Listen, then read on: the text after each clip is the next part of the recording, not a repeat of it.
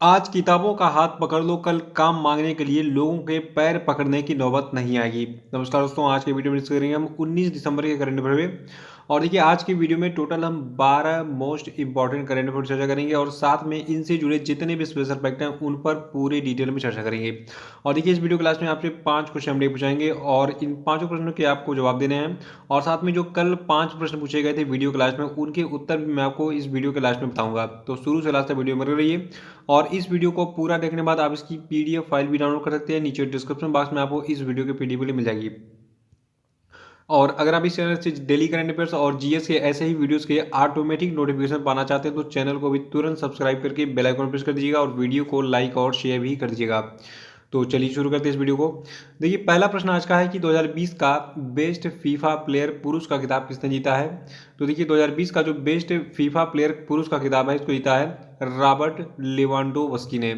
देखिए, जो आपके रॉबर्ट लेवांडोव्स्की हैं, ये जो है जर्मनी की एक फुटबॉल क्लब है जिसका नाम है बायर्न म्यूनिख।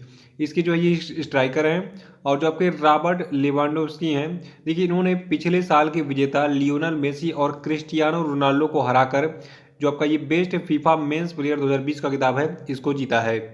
देखिए, जो आपके रॉबर्ट लेवांडोव्स्की हैं, तो ये जो है यूरोप में सबसे ज़्यादा गोल करने वाले और बायर्न के साथ चैंपियंस लीग के विजेता हैं।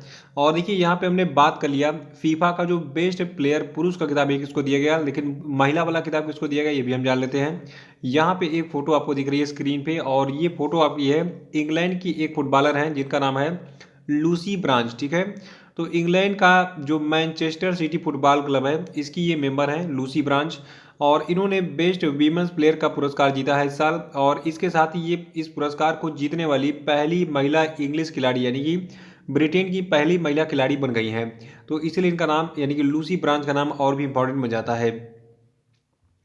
देखिए, जो आपकी लूसी ब्रांच हैं और जो आपके लेवांडोव्स्की हैं, ठीक है, इन दोनों के लिए ये पहला मौका था जब इन्होंने 2018 में लूका मॉड्रिक के बाद दूसरे खिलाड़ी के साथ पोल में 13 साल के लियोनेल मेसी और क्रिस्टियानो रोनाल्डो के रिकॉर्ड को तोड़ दिया। देखिए, पहले क्या था, क्रिस्टियानो रोनाल्डो या फिर जो आपके लियोनेल मेसी हैं, इन दोनों में से एक ही कोई बनता था मेंस प्लेयर का, मतलब उसको मेंस प्लेयर का खिताब मिलता था क्योंकि सबसे ज़्यादा गोल यही दोनों करते थे। लेकिन इस बार ये रिकॉर्ड टूटा है और इस बार का रिकॉर्ड जो है लूसी ब्रांच और किसने तोड़ा है, रॉबर्ट लेवांडोव्स्की ने। ठीक है, तो याद रखिएगा कि 2020 का जो फीफा का बेस्ट प्लेयर पुरुष का खिताब है ये जीता है रॉबर्ट लेवांडोव्स्की ने। और फीफा का जो आपका बेस्ट वुमेन्स प्लेयर का खिताब जीता है ये जीता है इंग्लैंड की मैनचेस्टर सिटी फुटबॉल क्लब की जो खिलाड़ी हैं लूसी ब्रांच ने। और वीडियो में आगे बढ़ने से पहले मैं आपको बता दूं, देखिए जो आपका 2020-21 का वार्षिकांक का पीडीएफ है ये तैयार हो चुका है। इसकी कीमत 150 रुपये रखी गई थी लेकिन इसको घटाकर 100 रुपये कर दिया गया है। तो 100 रुपये में आपको कुल 3500 करंट अफेयर मिलेंगे 2020 के, जो कि आपके आने वाले जितनी भी परीक्षाएं हैं उन सभी एग्जाम को ये कवर करेंगी, जैसे कि UPSC, SSC, bank, railway, PCS. देखिए, इसमें जितने भी करंट अफेयर हैं बहुत ही सिलेक्टिव हैं। कुल लगभग 4500 करंट अफेयर से मैंने इसको छांट कर जो है कुल 3500 करंट अफेयर को अलग किया। देखिए, वार्षिकांक का जो पीडीएफ होता है ये बहुत ही इंपॉर्टेंट होता है। हमें पूरे मतलब वर्ष का जो करंट अफेयर है वो एक साथ एक ही पीडीएफ में मिल जाता है। और अगर हमें किसी भी एग्जाम को क्रैक करना है तो पहले हमें संपूर्ण जानकारी लेनी पड़ेगी। और ऐसा पीडीएफ आपको देखिए मार्केट में प्रतियोगिता दर्पण, घटनाचक्र, बहुत सारी मैगजीन है, मैंने देखा उनका वार्षिकांक, उसमें कोई भी मटेरियल है ही नहीं। आप मार्केट में जाके देख सकते हैं। और यहाँ पे जो मैं आपको पीडीएफ तैयार करके दे रहा हूँ कुल 3500 करंट अफेयर का, इसमें पूरे साल के जितने भी घटनाक्रम है, जितने भी अवार्ड है, नोबेल पुरस्कार या फिर कोई भी अवार्ड हो, भारत रत्न या फिर जो भी अवार्ड हैं, सारे के सारे कवर करेगा ये पीडीएफ आपका। और निश्चित रूप से सारे प्रश्न आपको सभी एग्जाम के जो है मिल जाएंगे इस एक पीडीएफ में। तो इसको तुरंत डाउनलोड कीजिए और पढ़ डालिए, क्योंकि 100 रुपये बहुत ज़्यादा अमाउंट नहीं है। 100 रुपये में तो आप जो है पिक्चर वगैरह डालते हैं, तो मौज मस्ती में खर्च करने से बढ़िया है कि इसको जो है अपनी पढ़ाई पर खर्च कीजिए और सफलता प्राप्त कीजिए। दूसरा प्रश्न है कि पेटा इंडिया ने निम्न में से किस अभिनेता को साल 2020 के हॉटेस्ट वेजिटेरियन सेलिब्रिटी ट्रॉफी से सम्मानित किया है।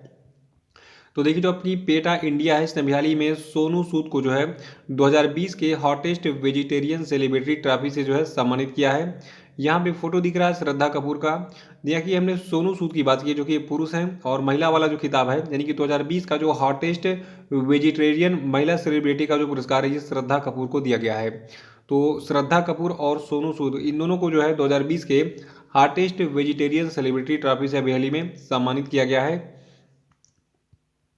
देखिए अब तक जो है जो आपका ये हॉटेस्ट वेजिटेरियन सेलिब्रिटी का पुरस्कार है, ये प्रधानमंत्री मोदी को दिया जा चुका है, अमिताभ बच्चन को, रेखा को, अनुष्का शर्मा को, सुनील छेत्री को, कंगना रनौत को, शाहिद कपूर को, कार्तिक आर्यन को, विद्युत जामवाल को और मानुषी छिल्लर को जो है दिया जा चुका है।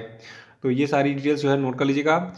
देखिए यहाँ पे हमने पेटा की बात की। देखिए पेटा का पूरा नाम है people for the ethical treatment of animals, और पेटा जो है इसकी स्थापना 22 मार्च 1980 को हुई थी। पेटा का मुख्यालय आपका है यूएसए के वर्जीनिया के नॉर्फॉल्क में, और पेटा के प्रेसिडेंट है वर्तमान में इनग्रिड न्यूक्रिक, और इसकी स्थापना जो है इनग्रिड न्यूक्रिक और एलेक्स पिचेको ने की थी मिलकर। और इसका एक वीडियो गेम भी है पेटा का। देखिए पेटा का जो वीडियो गेम है इसका नाम है कीटेन स्क्वाड। कभी कभी गेम के बारे में एग्जाम में पूछ लेता है, इसको नोट कर लीजिएगा आप। तीसरा प्रश्न कि हाल ही में पाकिस्तान टीम के किस गेंदबाज ने जो है अंतर्राष्ट्रीय क्रिकेट से संन्यास ले लिया। तो देखिए पाकिस्तान के एक फास्ट बॉलर थे मोहम्मद आमिर, इन्होंने जो है क्रिकेट से संन्यास ले लिया है। और जो आपके मोहम्मद आमिर, इन्होंने 36 test match, 61 one day match, 50 T20 international match खेले थे पाकिस्तान की तरफ से जो है, और इन्होंने जो है कुल 250 से अधिक अंतर्राष्ट्रीय विकेट भी लिए थे। और देखिए पाकिस्तान जो है आपका साउथ एशिया में स्थित है, हमारा पड़ोसी देश है और बहुत ही नीच कमीना और धूर्त देश है। बार बार ये अपनी गंदी हरकतें, नापाक हरकतें करते रहता है, आतंकी हमले कराते रहता है। देखिए पाकिस्तान जो है इसकी कैपिटल इस्लामाबाद है, पॉपुलेशन है 21.22 करोड़। पाकिस्तान के प्रेसिडेंट हैं आरिफ अलवी, और करेंसी यहाँ की है पाकिस्तानी रुपी। चौथा प्रश्न कि हाल ही में किस देश को अगले 2 ओलंपिक या फिर अगले 2 साल के लिए जो है किसी भी विश्व चैंपियनशिप में अपने नाम, अपने ध्वज और राष्ट्रगान का उपयोग करने से प्रतिबंधित कर दिया गया है। तो देखिए हाल ही में रूस को प्रतिबंधित किया गया है अगले 2 ओलंपिक या फिर अगले 2 साल के लिए किसी भी विश्व चैंपियनशिप में अपने नाम, ध्वज यानी कि झंडे का और राष्ट्रगान का उपयोग करने के लिए। देखिए रूस पर यह प्रतिबंध डोपिंग के कारण लगाया गया है, वहाँ के बहुत सारे खिलाड़ी डोपिंग टेस्ट में जो है पॉजिटिव पाए गए हैं। तो इसीलिए जो है जो आपका वाडा है यानी कि विश्व डोपिंग एजेंसी है, ठीक है, इसने कहा है कि चलो हम तुम पर प्रतिबंध लगाते हैं तब तुम सुधरोगे। तो रूस को अगले 2 ओलंपिक, ग्रीष्मकालीन, शीतकालीन या फिर अगले 2 साल के लिए किसी भी विश्व चैंपियनशिप में अपने नाम, ध्वज और राष्ट्रगान का उपयोग करने के लिए प्रतिबंधित किया गया है। देखिए हाल ही में विश्व डोपिंग रोधी एजेंसी वाडा ने रूस पर 4 साल के प्रतिबंध की जो है पेशकश की थी, लेकिन 4 साल का जो ये प्रतिबंध था, इस पेशकश को मतलब मिला तो, लेकिन उसके बाद फिर 2 ही साल का जो है प्रतिबंध लगाया गया। कहा चलो ठीक है भाई, थोड़ा सा गलती हो गया, इसको सुधार करने का मौका देते हैं। देखिए वाडा यानी कि जो आपका वर्ल्ड एंटी डोपिंग एजेंसी है, इसका मुख्यालय आपका है कनाडा के मॉन्ट्रियल में। अगर आप रेलवे, बैंक, एसएससी, पीसीएस कोई भी एग्जाम देने जा रहे हैं तो world doping anti doping agency का जो है मुख्यालय याद रखिएगा। इसका मुख्यालय कहाँ पे है? वाडा का मुख्यालय आपका है कनाडा के मॉन्ट्रियल में, और इसके फाउंडर हैं डिक पाउंड, और इसकी स्थापना 10 नवंबर 1999 में की गई थी। और ये संबंध है आपका इंटरनेशनल ओलंपिक कमेटी से। और वाडा यानी कि वर्ल्ड एंटी डोपिंग एजेंसी की ऑफिशियल लैंग्वेजेस हैं इंग्लिश और फ्रेंच। और वर्तमान में वाडा के अध्यक्ष कौन है? Sir Craig read. इनका नाम जरूर याद रखिएगा, एग्जाम में पूछा जाएगा। पांचवा कि भारत और किस देश के बीच में लगभग 55 वर्ष के बाद चिल्हटी हल्दीबाड़ी रेल लाइन फिर से शुरू किया गया।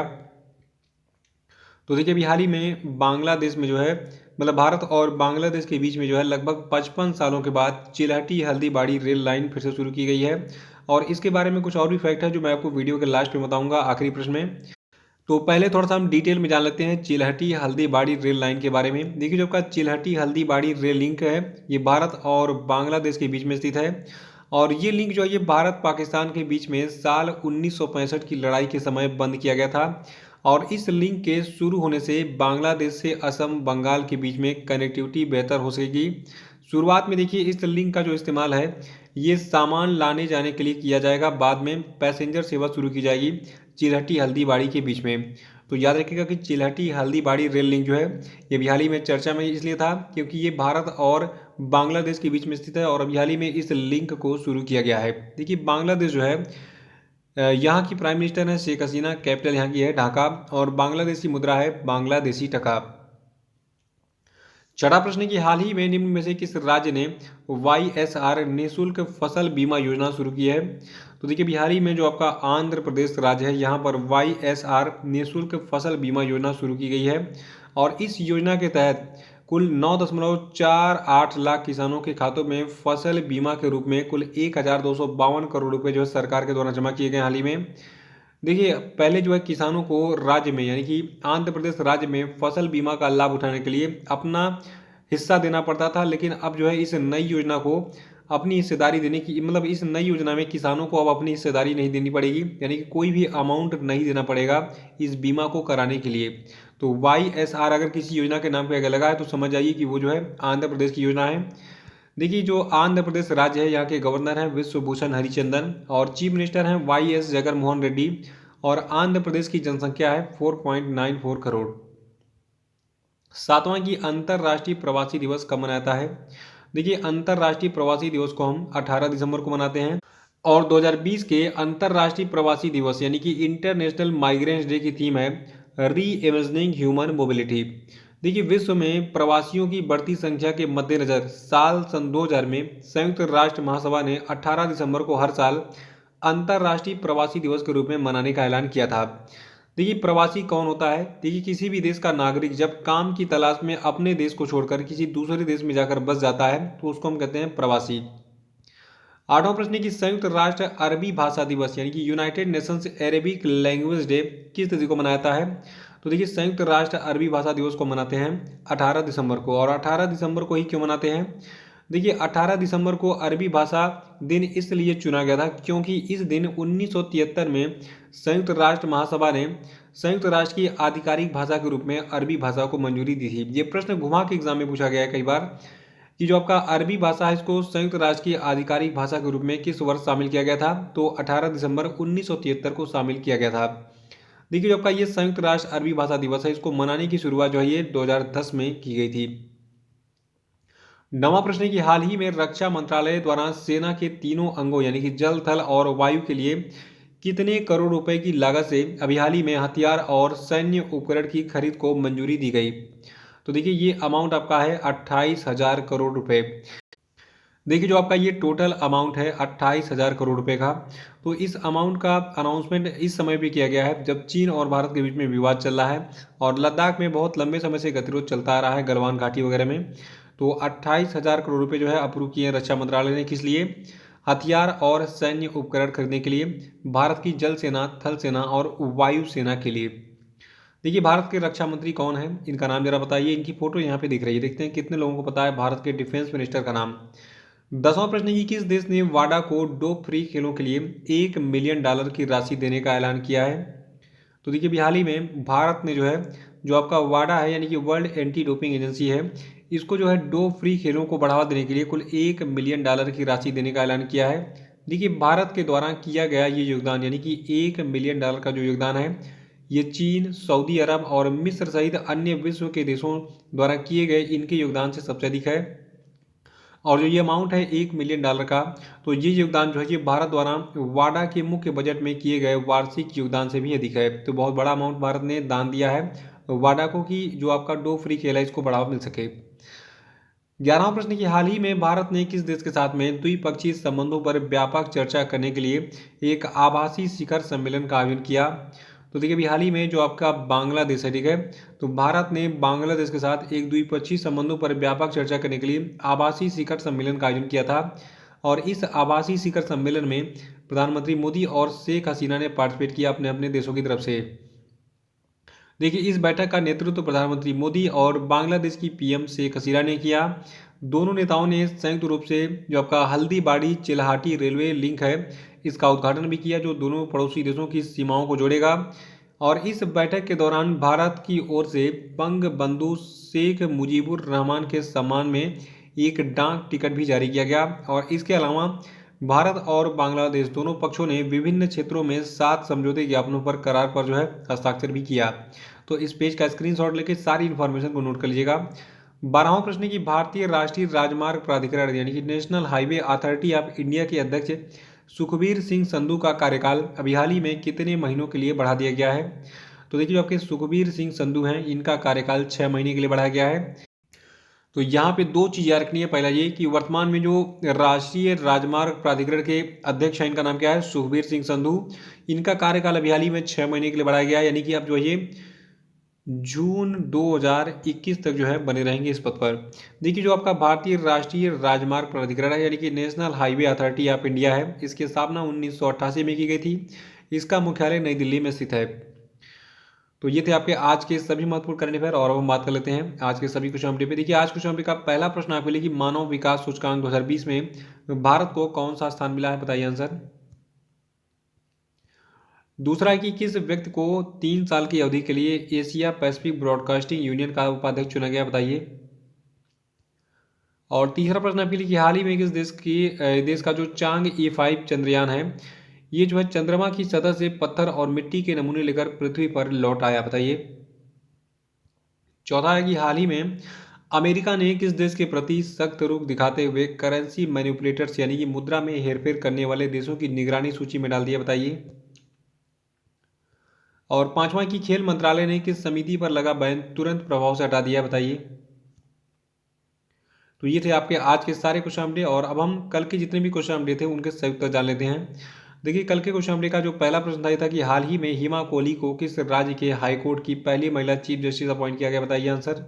सॉरी, इसका आंसर तो यहाँ पे लिखा हुआ है तेलंगाना, ठीक है। तो तेलंगाना हाईकोर्ट में जो है वहाँ की पहली महिला चीफ जस्टिस कौन बनी है, जिनका नाम है हिमा कोहली, ठीक है। और दूसरा प्रश्न था कि किस देश के प्रधानमंत्री अगले साल गणतंत्र दिवस यानी कि 26 जनवरी 2021 समारोह के मुख्य अतिथि होंगे, तो देखिए ये देश आपका है ब्रिटेन। और तीसरा प्रश्न था कि हाल ही में भारतीय तटरक्षक बल के बेड़े में किस नई स्वदेशी नौका को शामिल किया गया, तो देखिए इसका नाम है इंटरसेप्टर C454। चौथा प्रश्न है कि निम्न में से किस दिन विजय दिवस मनाया जाता है, तो देखिए विजय दिवस को हम 16 दिसंबर को मनाते हैं। पांचवा था कि हाल ही में पीएम मोदी ने गुजरात के कक्ष में कितने महत्वाकांक्षी परियोजनाओं का शिलान्यास किया, तो देखिए इन परियोजनाओं की संख्या 3 है और ये परियोजनाएं कौन कौन सी हैं ये मैंने आपको जो है नर्सों के वीडियो में बताया था, तो नर्सों का वीडियो देख के उसको रिवाइज कर डालिएगा। तो इसी के साथ आज का करंट अफेयर समाप्त होता है। कल फिर मिलेंगे कल के साथ, तो वीडियो को लाइक और शेयर कर दीजिएगा। जो लोग नए हैं वो चैनल को सब्सक्राइब कर लेंगे। तो इसी के साथ जय हिंद जय भारत।